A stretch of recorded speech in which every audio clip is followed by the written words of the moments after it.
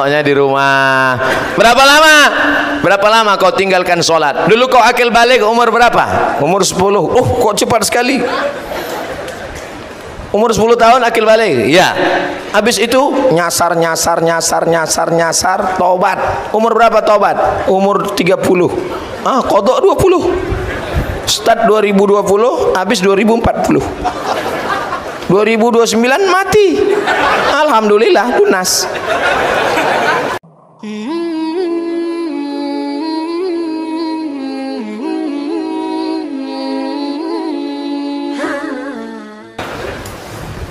Bagaimana caranya mengganti sholat yang sudah lama bertahun-tahun lewat?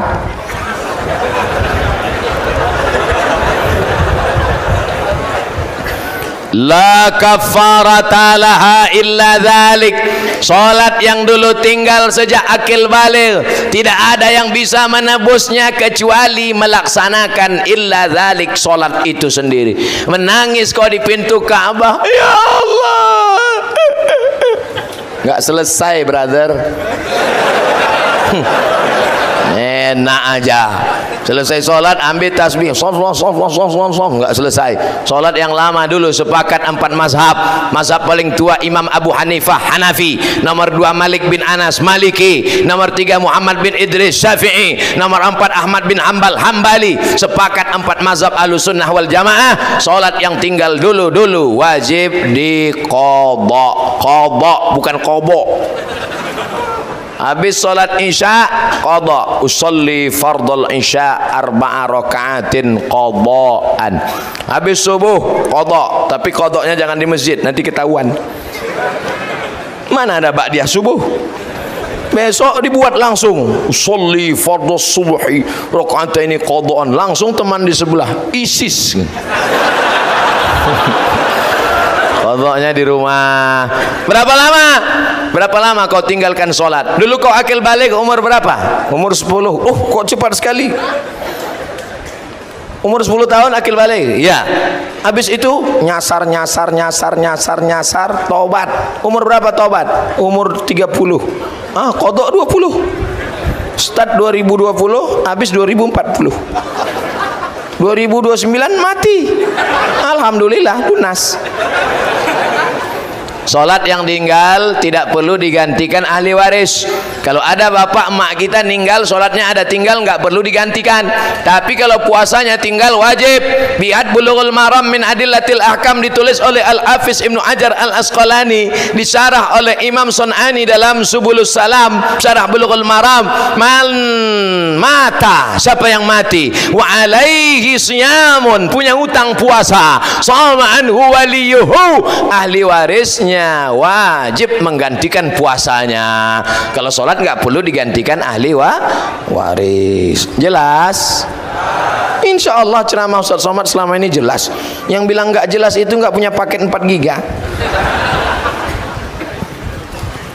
Saya mau tanya pendapat Ustadz tentang jamaah tablik. Pakai Q, tablik.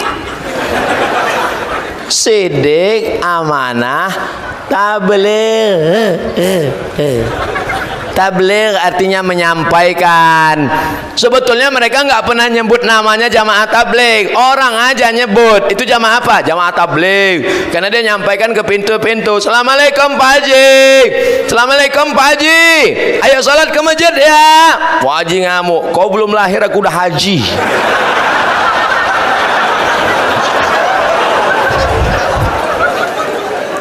Abdul Somad datang kemari, disambut bupati, disediakan speedboat, dijemput di airport, ada tim yang mengawal. Jamaah tabligh datang sendiri, tidak ada yang nyambut, datang tak dijemput, pulang tak diantar. Tapi bukan jelangkung. Mereka lah yang sesungguhnya mengajak orang ke jalan Allah lillahi. Jangan ejek. Kalau sanggup ikut, kalau nggak sanggup jangan ejek. Kenapa kau ejek jamaah tabligh? Karena jamaah tabligh pakai sorban. Nabi pakai sorban. Nabi pakai sorban. Jamaah tabligh pakai jenggot, Nabi pakai jenggot. Jamaah tabligh pakai jubah, Nabi pakai jubah. Jangan ejek sunnah Rasulullah sallallahu alaihi wasallam. Ini banyak yang ejek. Apa itu? Jamaah kompor. Karena mereka ada pergi bawa kompor. Apa itu? Jamaah KUPJ, kelompok Ustadz Panjang Janggut. Yang berjenggot dengan yang enggak berjenggot jangan saling mengejek.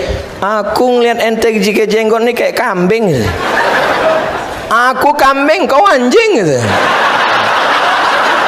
Hancur nih Pusdata. Kalau anjing sama kambing kelahi, yang ketawa babi.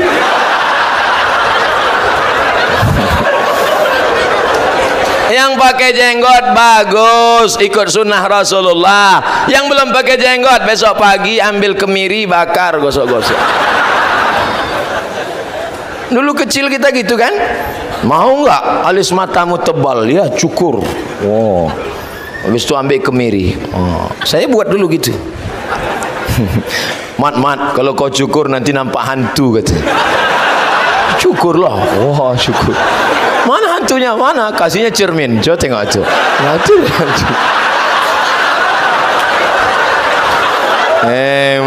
Alhamdulillah kita masih punya masa kecil yang bisa diceritakan, dikenang. Anak zaman sekarang masa kecilnya game online, PlayStation. Enggak ada kenang. Kita dulu masih kecil ngejar layang-layang, ingat? Ambil kaca, digiling pakai batu, masukkan ke kaleng susu, campur sama limka. Oh, jemur. Habis itu laga. Oh, laga berdarah-darah, bukan tangan berdarah, kain berdarah. Baru sunat pagi, sore udah ngejar layang-layang. Tapi indah untuk diceritakan. Ngejar layang-layang badan sehat, berenang di sungai badan sehat. Anak sekarang badan gak bergerak, duduk main gadget, bam, pecah pembuluh darah, mati. Gimana saya menyikapi suami yang suka game online? Baru kusebut, baru kusebut. Tadi yang saya katakan suka game online anak-anak, rupanya suami. Sementara kurang perhatian sama anak istri gara-gara game online. Di ujung dikasih ibu ini gambar senyum. Makasih Ustaz. Ya ayyuhalladzina amanu, hai para suami, qu anfusakum, jaga dirimu, wa ahlikum, game onlinemu, nara, jangan sampai kau masuk neraka. Jadilah laki-laki yang perkasa, mendidik, mengajar, sampai jangan sampai habis waktu karena game on. Hayya 'alas salah,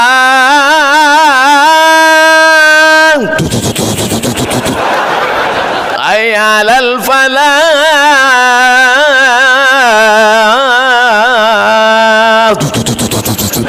Qad qamatis salatu, qad qamatis salah. Ghairil maghdubi alaihim waladdallin.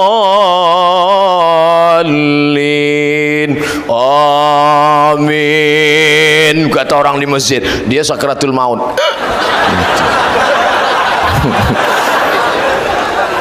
Kalau kau rajin ke masjid, orang masjid akan datang mendoakan kau, Allahumma firlahu warhamhu. Tapi begitu kau mati, orang nggak kenal. Nah, siap-siaplah kau dapat doa.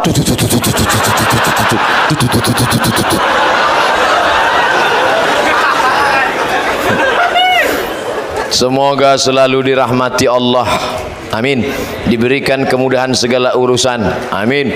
Diberikan kesehatan. Amin. Ini mau nanya apa, baca doa. Saking sayangnya jamaah kepada saya, Masya Allah. Pertama saking sayang, kedua saking khawatirnya. Saya sekarang sedang ada masalah dengan ibu saya. Mohon petunjuk agar saya bisa balik rukun sama ibu saya. Pulang dari sini, kau cari makanan kesukaan dia. Dia suka apa? Kalau suka sate, jangan kau beli sop. Pertama, kau beli makanan kesukaannya. Setelah kau beli makanan, untung syukur-syukur masih ada toko pakaian yang buka. Kau cari pakaian yang paling dia suka, kain baru paling wangi, sajadah, belikan sajadah. Belikan Quran yang besar supaya dia bisa baca Quran. Habis itu kau datang ke rumahnya, jangan sekarang dia masih tidur. Ibu-ibu, mak-mak cepat tidur. Besok pagi sebelum dia sarapan, makanannya kenapa dibeli sekarang? Makanannya beli besok pagi. Besok pagi. Makanannya kau beli besok pagi, barang-barangnya sekarang. Besok pagi kau datang, kau bersimpuh, kau cium kakinya, lututnya. Mak, mau kau bunuh, aku bunuh lah mak. Mau kau caci maki aku mak, mau kau bilang aku anak anjing, nggak apa-apa mak. Karena berarti kalau aku anak anjing, kau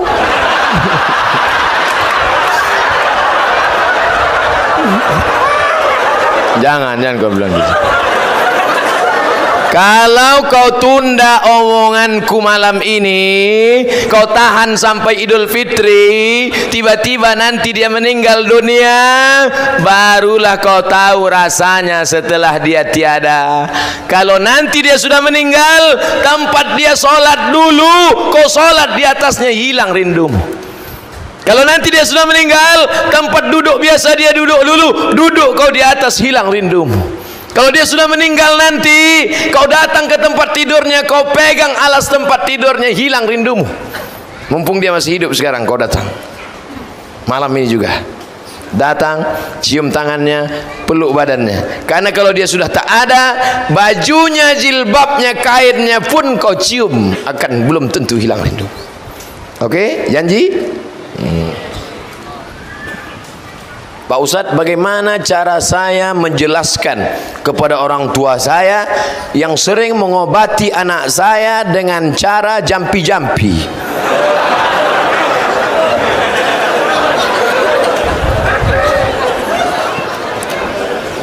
Jangan mentang-mentang sudah ngaji, kata Ustadz nggak boleh pakai jampi-jampi, lalu pulang dari sini panggil ayah, panggil emak. Ayah sini, mama sini. Ya ayyuhalladzina amanu innamal musyrikuna najasun.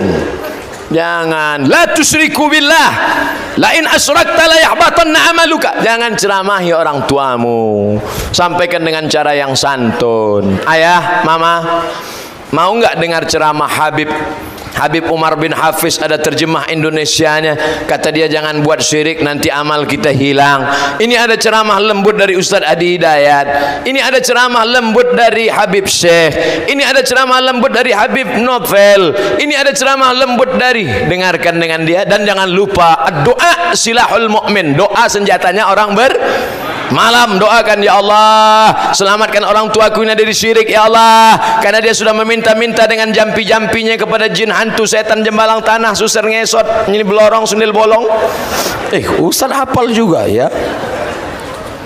Mudah-mudahan kita, orang tua kita, anak kita, masyarakat kita diselamatkan dari syirik. La ilaha illallah. Berani masuk Islam, berani mengatakan tidak, say no to drug, say no to syirik. La ilaha la ma'buda bihaqqin illallah. Tidak ada yang disembah kecuali Allah. Idza sa'alta fas'alillah wa idza sta'anta fasta'in billah. Iyyaka na'budu wa iyyaka nasta'in. Jangan iyyaka na'budu wa jampi-jampi nasta'in. Ustadz nih ngejek kami ya. Enggak, jampi-jampi ini bukan cuman ada di, saya buka jampi-jampi saya. Kalian pikir saya nggak punya jampi-jampi? Ini jampi-jampi untuk anak gadis. Catat.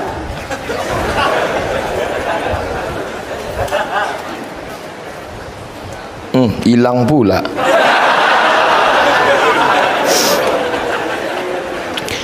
Tikaku, tika bigau, tika si anu, tika besiang. Tika itu tikar.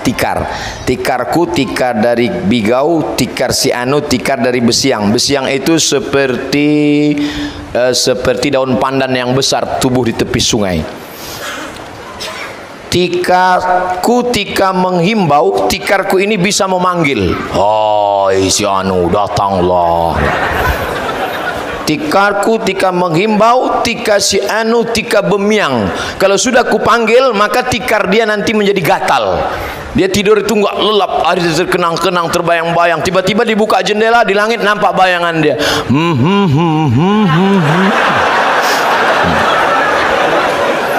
Oh, aku menghimbau roh si fulan supaya bersatu dalam tidurku, datanglah. Ini waktu kunjungan saya ke salah satu desa tertinggal, saya dikasih mantra. Belum saya amalkan. Di pedalaman-pedalaman, Ustadz Somad, ini ada mantra-mantra corong Ustadz seleksi. Mana deh? Saya catat. Untuk mengkaji bahwa di setiap daerah itu pasti ada mantra. Kadang ibu mau nggak suaminya supaya patuh, supaya gajinya semua untuk kamu? Mau? Wah, ambil kuku, potong, ambil bulu hidung, bakar, masukkan ke kopi. Wah, masukkan ke kopi, kasih sama suami, dibacakan mantra-mantra. Nanti suamimu patuh seperti sapi yang hidungnya dicolok hidungnya. Alhamdulillah, setelah dibuat, ditinggal, suaminya pergi, dia lupa, diminumnya sendiri.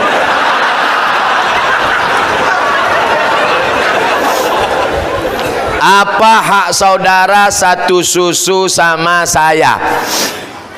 Kalau bapak punya istri, istri bapak melahirkan anak, ada air susunya, lalu disusukannya anak tetangga di bawah 2 tahun, 5 kali kenyang, khamsa radha'atin, maka anak itu nanti menjadi anak satu susuan dengan anak bapak. Makanya hati-hati. Dulu ada bidan di rumah sakit, orangnya rajin, dikumpulkannya semua susu mak-mak di situ, dibagikannya ke anak-anak. Saya bilang ini baik tapi jahil, nggak ngerti fikih Islam. Karena dalam Islam ada namanya saudara sesusuan. Harta warisan nggak dapat, tapi anak kita dengan anak susuan nggak boleh nikah. Nabi SAW pernah ketika duduk, tiba-tiba Nabi membentangkan sorbannya ke lantai. Duduk perempuan di atas sorban itu. Perempuan itu bernama Syaima. Siapa namanya? Syaima. Sahabat bertanya, siapa itu ya Rasulullah? Syaima adalah saudari sesusuanku, karena dulu sama-sama menyusu kepada Halimatus Sa'diyah. Ibu susu yang pertama ibu kandung Aminah, yang kedua Suwaibah, yang ketiga Halimatus Sa'diyah. Ibu susu sekarang Al-Baqarah, sapi betina. Batalkah jika kami wudhu bersentuhan dengan dia? Ini hanya terkait dengan nasab nikah. Mahramkah dia Pak Ustadz? Ya, bapak misalnya bapak punya istri hamil, lalu kemudian punya anak, ada air susunya, lalu kemudian bapak mengangkat satu anak angkat perempuan, maka ke anak laki-laki yang sebelumnya tidak ada hubungan mahram, setelah itu maka menjadi mahram. Hadis yang mengatakan la yakhluwanna rajulun ma'amra'atin illa ma'azi mahramin, tidak boleh berdua-duaan kecuali dengan mahram, maka dengan susuan itu menjadi mahram. Warisan tak dapat.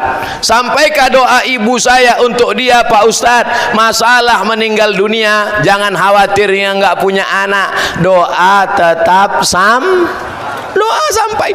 Saya tadi ziarah ke makam Sayyid Ahmad Al-Maghribi, saya doakan Allahumma firlahu warhamhu wa'afihi wa'fu anhu. Sampai nggak doa saya?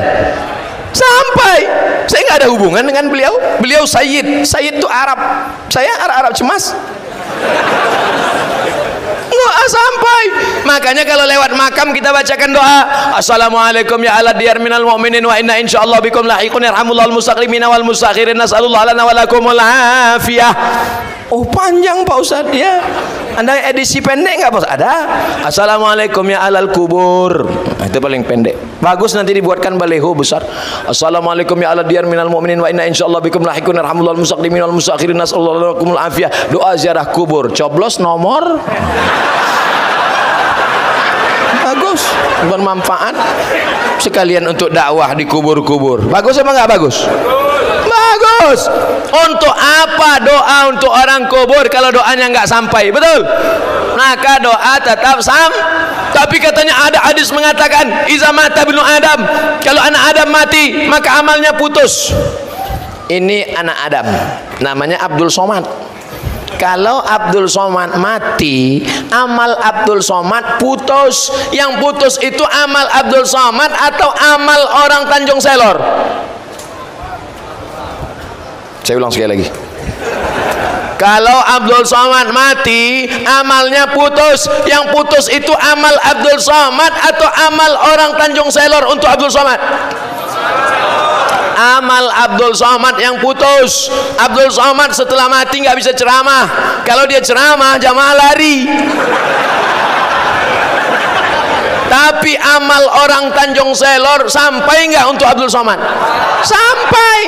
Datang orang Tanjung Selor ngirim Fatihah untuk almarhum Abdul Somad dari Tanjung Selor ke Riau, Al-Fatihah. Sampai apa nggak sampai? Selesai. Ada yang bilang nggak sampai. Mana nama lengkapnya? Biar saya nanti kalau mati saya kirim. Kalau nggak sampai cepat-cepat kasih kabar. Saya seumur-umur ceramah baru ini dapat tulisan di tisu.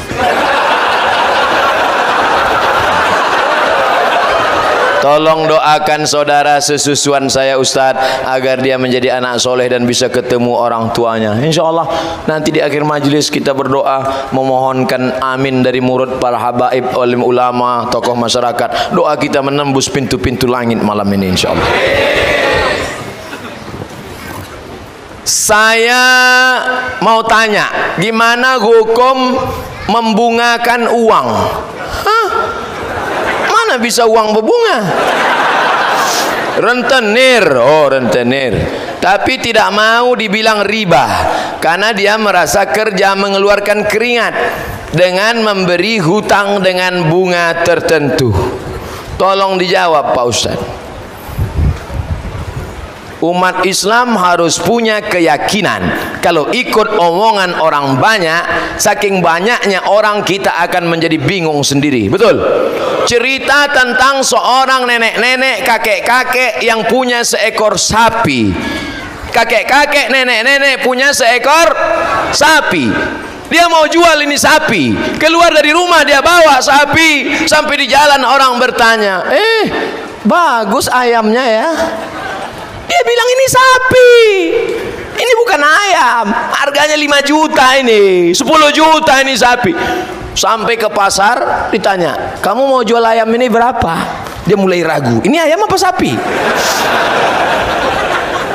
Akhirnya dia bawa ke pedagang yang lain, berapa kau mau jual, kau beli ini sapi saya. Semua di pasar itu mengatakan ini ayam, ini ayam. Akhirnya dijualnya itu dengan harga tengok, semua bilang ayam.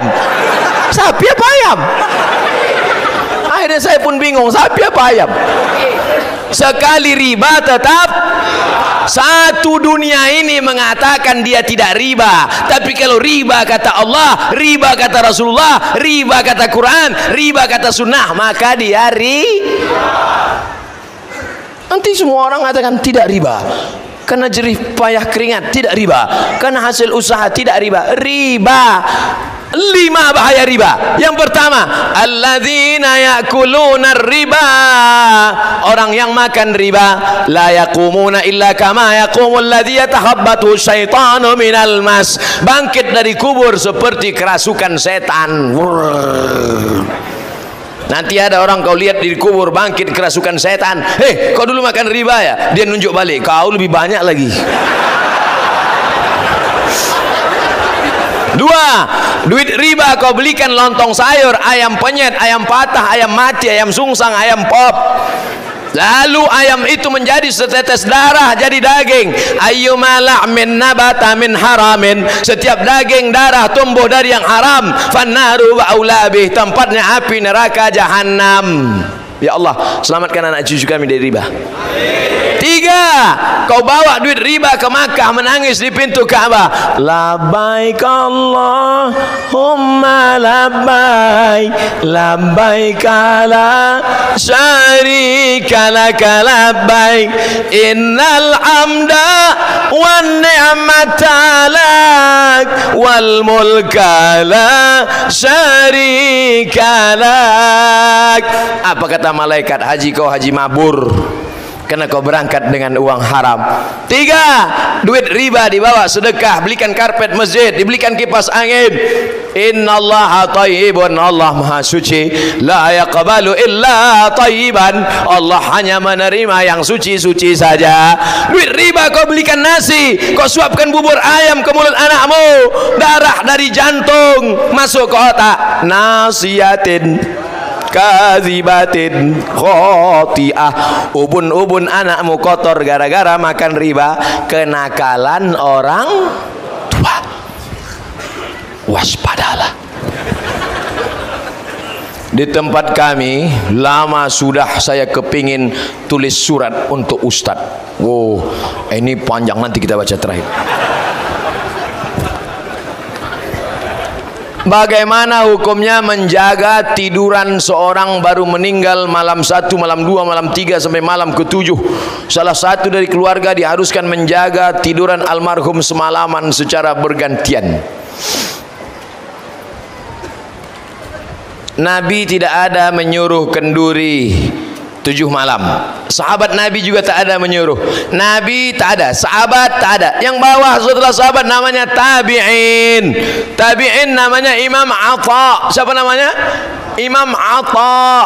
Ain ta alif Atha. Kata Imam Atha, innal mayyita, sesungguhnya mayit, yuftanu, diuji di kuburnya, yustahabbu ayyut'im, maka dianjurkan keluarganya bersedekah makanan selama 7 malam.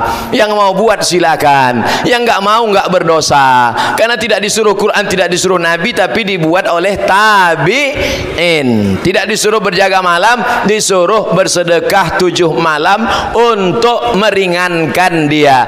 Makanya kalau ada yang mau bersedekah, Pak Ustaz, katanya kita yang bawa makanan. Yang paling afdol kalau ada orang meninggal, kita bawa makanan. Buatkan makanan li ali Ja'far li'annahu yusghiluhu. Buatkan makanan keluarga Ja'far, karena Ja'far sudah meninggal, keluarganya sibuk, enggak sempat masak. Yang paling bagus kita buat. Tapi kalau ada anaknya kaya, dia beli nasi kotak, maka anaknya kaya itu kasih kata sambutan. Saudara-saudara sekalian, ini sebenarnya adalah sedekah saya. Apa kalian tak tahu bahwa saya ini kaya? Yang nggak mau makan di sini silakan bawa pulang, bungkus saja. Nah, karena banyak juga yang mengatakan nggak boleh dimakan. Kalau dibungkus, nggak apa-apa. Tapi yang aslinya kita bawa makanan. Itu yang saya tahu, bukan disuruh berjaga malam, tapi bersedekah makanan selama 7 malam. Dari Imam Atha, dari kalangan tabi'in.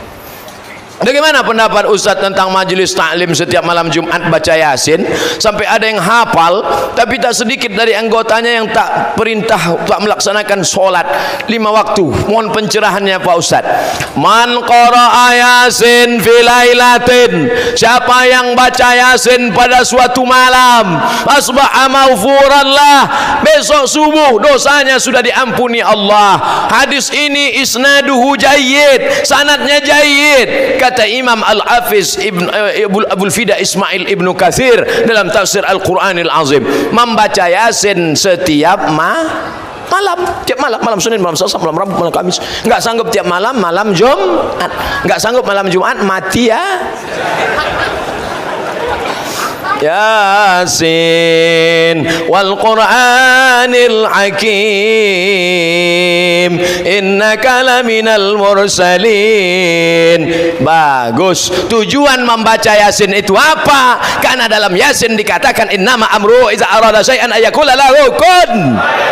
Mati. Kalau sudah mati nanti gimana? Al yauma nakhtimu ala afwahihim wa tukallimuna aydihim wa tashhadu arjuluhum bima kanu yaksibun.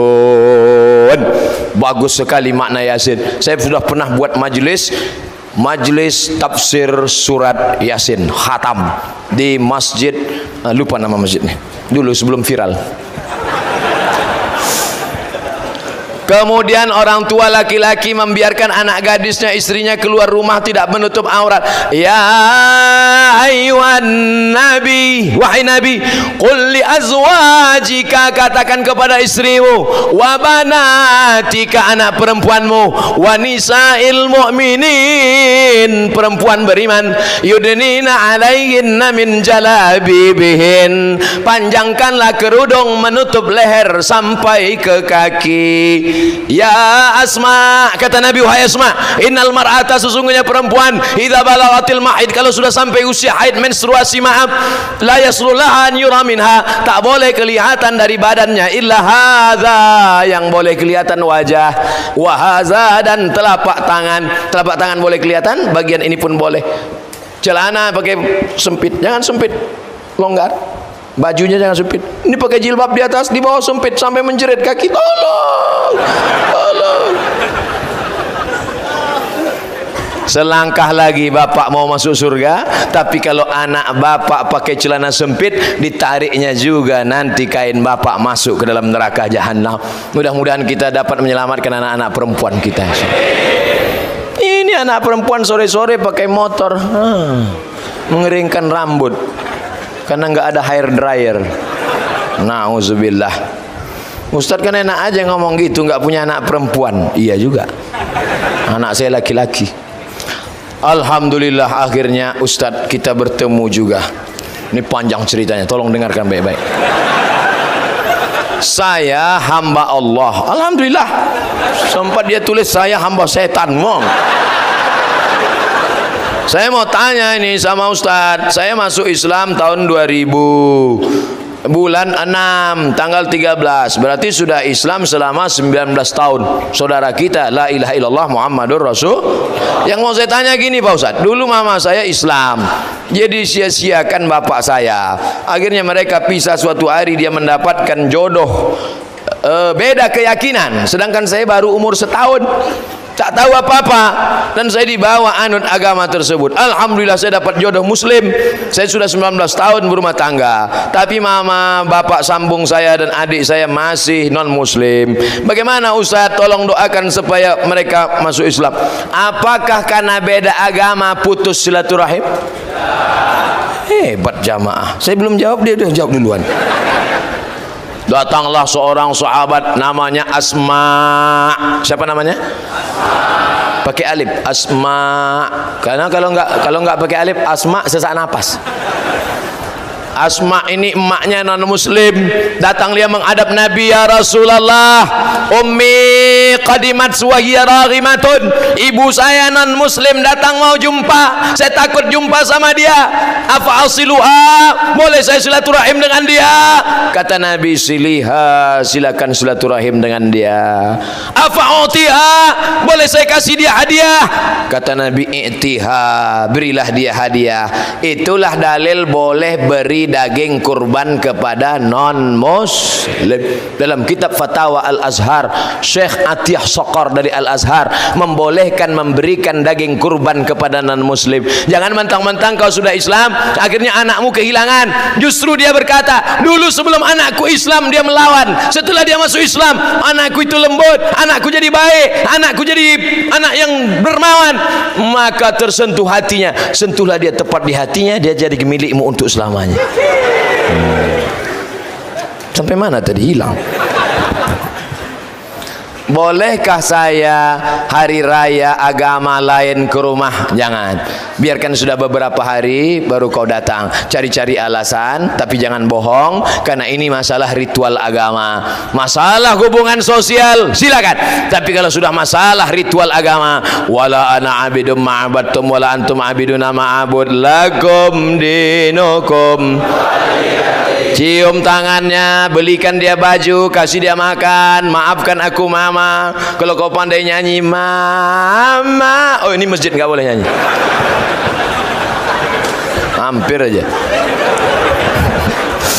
Saya penggemar Ustadz, Masya Allah. Saya rajin dengar ceramah Ustadz di YouTube. Akhirnya ada di depan mata kami. Semoga Ustadz panjang umur dan selalu dilindungi Allah.